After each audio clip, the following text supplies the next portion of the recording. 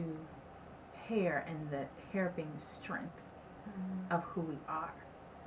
And then that strength got warped to look like people who were defined as standard Americans. And when I say standard, what I mean is when you look at who has made the laws and the mores in our country, right? Historically and politically, they have been white, male, heterosexual, or so they say, middle to upper middle class, and I'm missing one. Protestant? Christian. Yeah, the WASP. Those 5. And so if you're not one of those 5, the idea is to try to get as close to that line as possible. So what you find is a lot of black folks running out of the sun because they don't want to look black. But that's what you are, because they want to get as close to this line as possible. We want to straighten our hair to get as close to this line as possible. You find Asian folks going to get cosmetic surgery to get their eyes more rounded, to look more like this. You find women in powerful positions wearing business suits to look like this.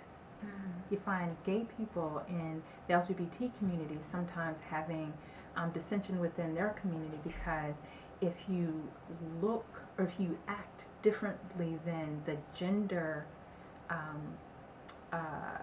type that you were born into, then now you're making us all look bad because now we're not looking like this. But the beauty of diversity and multiculturalism is, you know, here's a great example. We were all taught about the melting pot in elementary school, right? And so if we were truly in a melting pot, if you took the analogy of candies and you mixed in some sugar babies, some Twix, some Twizzlers, some lemon head, baked beans, beanie beans, yeah. Snickers and peppermints, you mix all that together. One, it'll send you a diabetic shock, right? It's super unhealthy, right? But at the same time, when you taste it, you do not taste any distinct flavors of the Twizzlers, the peppermints, the Reese's Cups, none of it.